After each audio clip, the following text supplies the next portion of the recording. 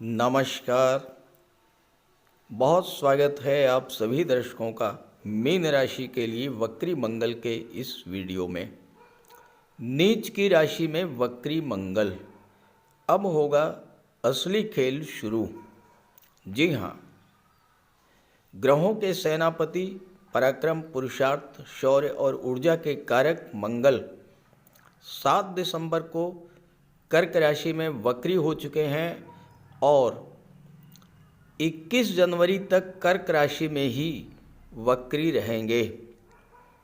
इस गोचर काल में मंगल शनि के नक्षत्र पुष्य नक्षत्र में गोचर करेंगे और 12 जनवरी को गुरु के नक्षत्र पुनर्वसु में गोचर कर जाएंगे। इसी दौरान वक्री अवस्था में ही राशि परिवर्तन करेंगे और 21 जनवरी को मिथुन राशि में आ जाएंगे। मिथुन राशि में 24 फरवरी तक वक्री रहेंगे, इसके बाद मार्गी हो जाएंगे और मार्गी अवस्था में 3 अप्रैल को कर्क राशि में आएंगे और 7 जून को कर्क से सिंह राशि में जाएंगे। इस तरह लगभग 6 माह तक मंगल कर्क और मिथुन राशि में ही गोचर करेंगे। अब यहाँ कई बातें हैं जो आपको समझनी है। पहली बात, कोई पाप ग्रह अगर वक्री होता है तो उसके पाप प्रभाव में और अधिक वृद्धि होती है। हालांकि मंगल पाप ग्रह नहीं है, मंगल को क्रूर ग्रह की संज्ञा दी गई है, तो मंगल की क्रूरता में अधिक वृद्धि हो जाती है। लेकिन ज्योतिष शास्त्र का एक महत्वपूर्ण सिद्धांत है कि अगर कोई ग्रह नीच की राशि में वक्री हो जाए तो वह ग्रह उच्च के समान फल देने लगता है। दूसरी बात, वक्री अवस्था में किसी भी ग्रह को चेष्टा बल की प्राप्ति होती है और वो एक भाव पीछे का भी फल देता है। इस तरह 21 जनवरी तक मंगल बहुत अच्छा फल आपको प्रदान करेंगे, क्योंकि आपके लिए मंगल प्रबल योग कारक होते हैं। इसके बाद जब 21 जनवरी को बुध की राशि मिथुन राशि में वक्री होंगे तो गुरु के नक्षत्र पुनर्वसु में गोचर करेंगे, तो देवगुरु के माध्यम से फल देंगे, तो शुभ फल ही प्रदान करेंगे। 20 अक्टूबर से मंगल अपनी नीच की राशि में गोचर कर रहे थे। पिछले 57 दिनों से नीच की राशि में गोचर करने के कारण आपको जो कष्ट मिले, जो नुकसान हुआ, उनकी भरपाई होगी इस गोचर काल में। और इसके बाद जब बुध की राशि मिथुन में जाएंगे और 24 फरवरी तक वक्री रहेंगे तो मिथुन राशि का भी फल देंगे और वृषभ राशि का भी फल प्रदान करेंगे, क्योंकि वक्री है तो एक भाव पीछे का फल देंगे। अब मीन राशि के लिए तो ये गोचर जबरदस्त लाभ का होने वाला है, क्योंकि जिन राशियों के लिए मंगल योग कारक हैं, मेष, सिंह, वृश्चिक, धनु और मीन, उनके लिए तो जबरदस्त लाभ मिलेगा। जिनके जीवन में मंगल की महादशा या अंतर्दशा गतिमान है, उनके लिए भी बेहद महत्वपूर्ण होगा ये गोचर। हाँ, जिन राशियों में मंगल अकारक होते हैं उन्हें लाभ तो मिलेगा, लेकिन थोड़ी सावधानी भी बरतनी होगी। ये विश्लेषण आपकी चंद्र राशि के आधार पर किया जा रहा है और वीडियो के अंत में मैं आपको मंगल के उपाय भी बताऊंगा। मीन राशि के लिए मंगल का ये गोचर जबरदस्त लाभ देने वाला है, क्योंकि मीन राशि के लिए मंगल प्रबल योग कारक होते हैं। आपके राशि के स्वामी देवगुरु बृहस्पति के परम मित्र हैं। मंगल का ये गोचर आपके आर्थिक समस्याओं का समाधान लेकर के आ रहा है। क्योंकि मंगल धन भाव के स्वामी होकर के पंचम भाव में वक्री हो रहे हैं, नीच की राशि में वक्री हो रहे हैं, इसलिए उच्च के समान फल देंगे। तो आपकी आर्थिक समस्याओं का पूरा पूरा समाधान लेकर के आ रहे हैं मंगल। एक बात। दूसरी बात, मंगल वक्री अवस्था में है तो एक भाव पीछे यानी कि चौथे भाव का भी फल देंगे। तो चौथे भाव से संबंधित समस्याएं भी हल होंगी। उच्च के समान फल दे रहे हैं और भाग्य के स्वामी हैं, तो मीन राशि के जातकों का भाग्य इस समय बुलंदी पर होगा, क्योंकि देवगुरु बृहस्पति की दृष्टि भाग्य भाव पर है। गुरु वक्री होकर के तीसरे भाव में है, तो गुरु की दृष्टि भाग्य के भाव पर और इसके स्वामी मंगल उच्च के समान फल दे रहे हैं, तो भाग्य का पूरा साथ मिलना है। धन के स्वामी है मंगल और गुरु वक्री हैं, तो एक भाव पीछे यानी गुरु भी धन भाव का फल देंगे। तो दूसरे भाव पर भी गुरु और मंगल का डबल ट्रांजिट है। तो इस तरह से ये गोचर आपके लिए बहुत ही महत्वपूर्ण है। और एक और बात, आपके लग्न में राहु बैठे हैं, राहु मंगल का त्रिकोण का संबंध बन रहा है, तो राहु भी एक्टिवेट होंगे और मंगल भी एक्टिवेट होंगे। और जब दो ग्रह जो कि ऊर्जा के प्रबल कारक हैं, जो कि विस्तार के प्रबल कारक हैं, वो आपके जीवन में नए नए सकारात्मक परिवर्तन करेंगे। इस गोचर काल में आपके जीवन में 7.5 गतिमान है, लेकिन शनि मार्गी हो चुके हैं और इनकम के भाव का भी फल दे रहे हैं। तो आपकी इनकम में जो कमी आई थी वह भी पूरी होगी। धन प्राप्ति के मार्ग में जो बाधाएं आई थीं, आपका पैसा जो मिलना चाहिए था ड्यू टाइम पर नहीं मिल पाया, अब शनि के मार्गी होने के कारण वो धन भी आपको प्राप्त होगा। साथ ही साथ गुरु की दृष्टि भी एकादश भाव पर पड़ रही है, गुरु धन के कारक हैं, तो आपकी इनकम में वृद्धि होगी, आपको मिलने वाले लाभों में वृद्धि होगी। आइए अब इसका समझते हैं विस्तार से। मंगल पंचम भाव में अपनी नीच की राशि में वक्री हुए हैं, तो उच्च के समान फल देंगे। तो पंचम भाव का फल आपको पूरा पूरा लाभ मिलेगा। भाग्य के स्वामी हैं, तो भाग्य भाव का लाभ मिलेगा। मंगल की दृष्टि लाभ के भाव पर, गुरु की दृष्टि लाभ के भाव पर, शनि मार्गी हो चुके हैं, शनि का भी प्रभाव लाभ के भाव पर। तो ये समय वो होगा जब किस्मत आपकी साथ देगी, और जब किस्मत आपकी साथ देगी तो धन की प्राप्ति होगी, इनकम आपकी बढ़ेगी, extra source of income generate होंगे। पिछले 57 दिनों में मंगल के नीच की राशि में गोचर करने के कारण जो समस्याएं आई, उन समस्याओं का निराकरण सबसे पहले होगा। क्या क्या समस्याएं आई होंगी? जब मंगल के नीच की होने के कारण छात्रों को उत्साह में, पराक्रम में, पुरुषार्थ में कमी आई होगी। धन प्राप्ति के मार्ग में रुकावटें आई होंगी। कोई भी ग्रह जब वक्री होता है तो गति स्लो हो जाती है, लेकिन जब नीच की राशि में होता है तो नकारात्मक फल देना शुरू कर देता है। नवम भाव पिता का होता है। हो सकता है कि आपके पिता का स्वास्थ्य खराब हुआ हो, क्योंकि यहाँ पर गोचर करते हुए मंगल की दृष्टि 8वें भाव पर पड़ रही थी। 8वां भाव जब एक्टिवेट हुआ तो आपके जीवन में तरह तरह की बाधाएं, रुकावटें, समस्याएं उत्पन्न हुई होंगी। स्वास्थ्य आपका बहुत ज़्यादा खराब हुआ होगा। और उस समय जब मंगल नीच की राशि में थे, उस समय शनि वक्री थे 15 नवंबर तक।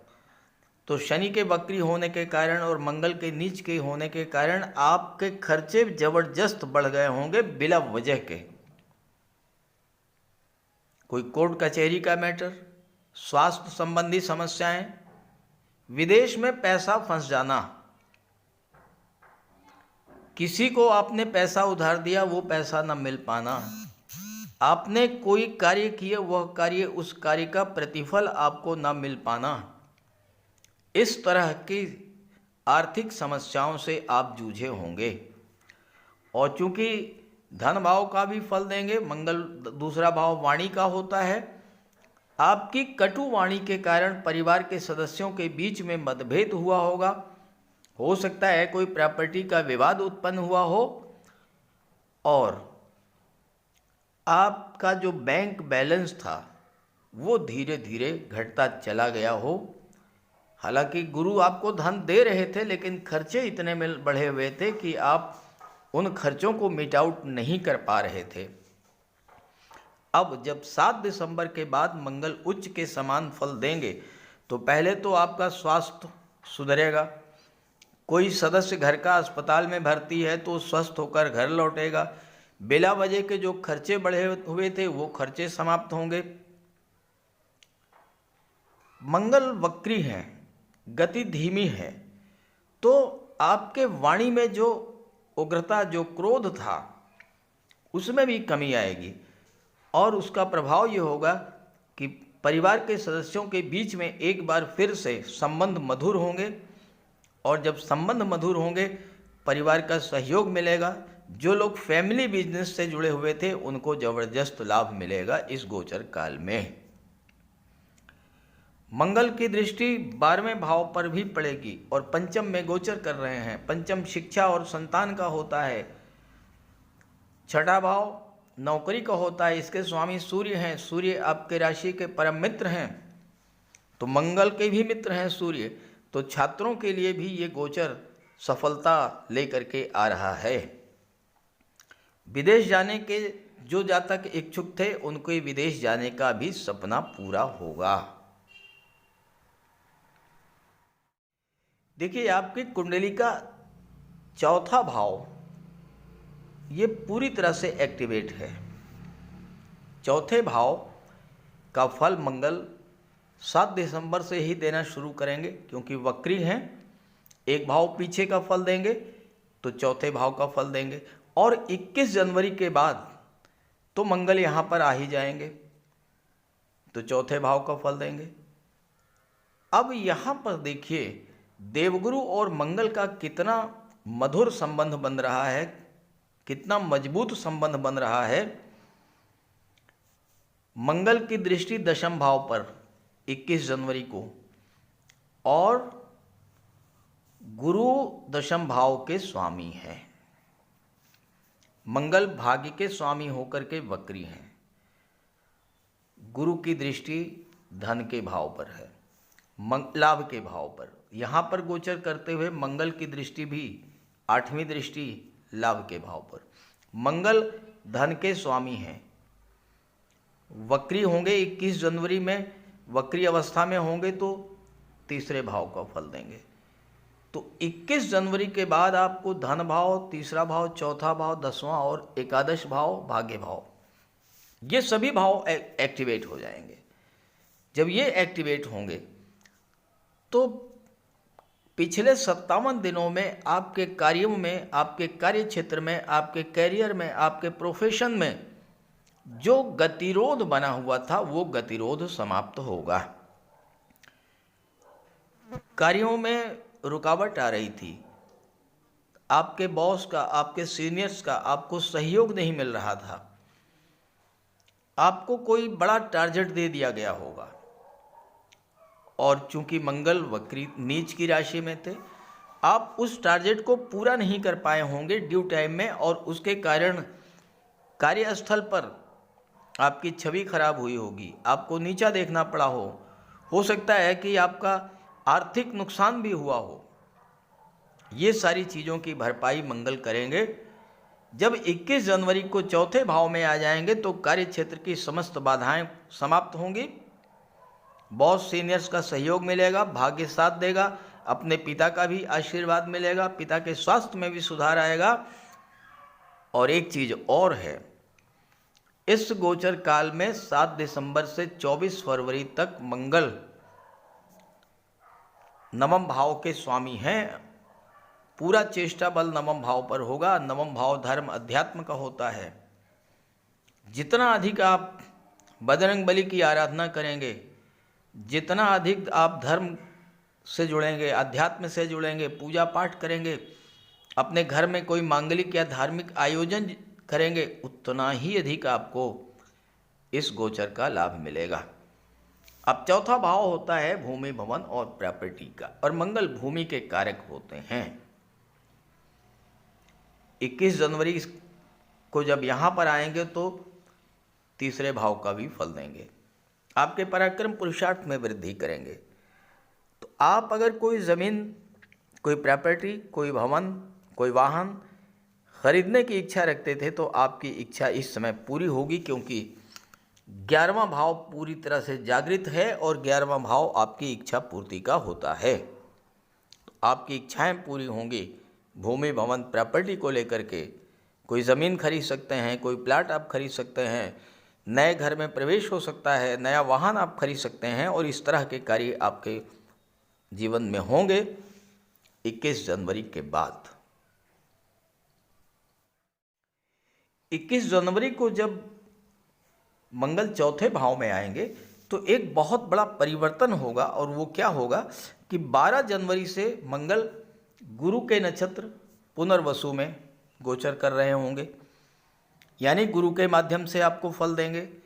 तो तीसरे भाव का फल देंगे, धन के भाव का फल प्रदान करेंगे, भाग्य भाव का फल देंगे, दशम भाव का फल देंगे और आपके लग्न भाव का फल देंगे। यानी 21 जनवरी के बाद आपके अंदर पराक्रम पुरुषार्थ की वृद्धि करेंगे। मन की नेगेटिविटी पूरी तरह से समाप्त हो जाएगी। आप नए उत्साह के साथ, नए ऊर्जा के साथ अपने कार्य क्षेत्र में जुटेंगे, कार्य क्षेत्र का विस्तार भी करेंगे। एक और बात, गुरु की दृष्टि सप्तम भाव पर पड़ रही है, गुरु की दृष्टि भाग्य के भाव पर पड़ रही है, गुरु के भाव दृष्टि एकादश भाव पर पड़ रही है। सप्तम भाव जागृत होगा, व्यापार में वृद्धि होगी, आपके विवाह का योग बनेगा। यहाँ पर राहु की सीधी दृष्टि सप्तम भाव पर पड़ रही है। राहु के कारण किसी तरह की कोई गलत फहमी अगर आपके दाम्पत्य जीवन में डेवलप हुई थी तो वह गलत फहमी समाप्त होगी। गुरु की दृष्टि पड़ेगी, गुरु विस्तार करते हैं 7वें भाव में का, विवाह का प्रबल योग बनेगा, विवाह की इच्छा पूरी होगी। मंगल की दृष्टि भी पड़ रही है 7वें भाव पर, गुरु की भी दृष्टि, डबल ट्रांजिट है 7वें भाव पर, तो व्यापार में वृद्धि, विवाह का योग और दाम्पत्य जीवन में खुशियां, मान सम्मान में वृद्धि, डेली इनकम में वृद्धि, ये सब होगा 21 जनवरी के बाद। भाग्य का साथ तो मिलेगा ही, इनकम में वृद्धि होगी, धन का संचय होगा, परिवार का सहयोग मिलेगा। और सबसे बड़ी बात यह है कि आपको 7.5 के कारण जो कष्ट मिल रहे थे, 57 दिनों तक मंगल के नीच की राशि में गोचर करने के कारण जो कष्ट मिल रहे थे, उन सभी कष्टों का निराकरण होगा, उन कष्टों की समाप्ति होगी, जीवन में खुशियां लौटेंगी, विवाह का योग बनेगा, प्रॉपर्टी का योग बनेगा, छात्रों को नौकरी मिलने का योग बनेगा, संतान प्राप्ति का योग बनेगा। गुरु और मंगल दोनों ही संतान प्राप्ति के प्रबल कारक होते हैं, और खास करके जो पुत्र प्राप्ति के इच्छुक हैं उनके लिए ये गोचर 7 दिसंबर से 24 फरवरी ये समय बहुत ही शुभ है। बजरंग बली की आराधना करें, गुरुवार का व्रत रखें, गुरुवार के दिन स्नान करने के जल में आधा चम्मच हल्दी मिला करके स्नान करें, हल्दी या केसर का तिलक लगाएं, घर में एक केले का वृक्ष लगाएं, उसकी सेवा करें, गुरुवार को पीली वस्तुओं का दान करें। जो जातक विवाह के इच्छुक हैं, जो जातक संतान प्राप्ति के इच्छुक हैं, उनके संतान प्राप्ति के और विवाह की जो इच्छा है ये मंगल और गुरु दोनों मिल कर के पूरा करेंगे। तो इस गोचर का पूरा लाभ उठाइए, और हाँ, मंगल का उपाय भी करते रहिएगा। अगर कोई समस्या स्वास्थ्य संबंधी आती है या धन संबंधी या कैरियर में किसी तरह की समस्या आती है तो बजरंगबली की शरण में जाइएगा, उनका उपाय कीजिएगा। ये गोचर आपको बहुत कुछ दे करके जाने वाला है। तो बात करते हैं उपायों पर। मंगल का सबसे बड़ा उपाय है बजरंगबली की उपासना करना। आप बजरंगबली की उपासना कीजिए, बजरंगबली के मंदिर में जाइए, उनके चरणों का सिंदूर अपने मस्तक पर धारण कीजिए, साथ ही साथ हनुमान चालीसा का पाठ कीजिए, बजरंग बाण का पाठ कीजिए। मंगलवार के दिन अगर आप व्रत रख सकें तो मंगलवार का व्रत रखिए। साथ ही साथ हनुमान जी को चोला चढ़ाइए। मंगलवार के दिन स्नान करने के जल में लाल चंदन या लाल पुष्प डालकर स्नान करें। स्नान करने के बाद लाल रंग के वस्त्र धारण करें। अगर नहीं कर सकते हैं लाल रंग के वस्त्र धारण तो कम से कम एक लाल रुमाल अपनी जेब में जरूर रखें। मंगलवार के दिन मंदिर में जाएं, बजरंगबली के लड्डू का भोग लगाएं और गरीबों में बांट दें। घर की दक्षिण पश्चिम दीवार पर उड़ते हुए हनुमान जी का चित्र लगाएं। साथ ही साथ गरीबों में लाल वस्त्र, मसूर, गुड़, लाल चंदन, मिठाई, लड्डू, बताशे, रेवड़ी ये सब बांटिए। मस्तक पर लाल चंदन का टीका लगाएं या हनुमान जी के चरणों का सिंदूर लगाएं। मंगलवार के दिन बंदरों को गुड़ और चना खिलाएं। बहते हुए जल में लाल पुष्प, तिल या गुड़ प्रवाहित करें और जेब में एक तांबे का सिक्का रखें।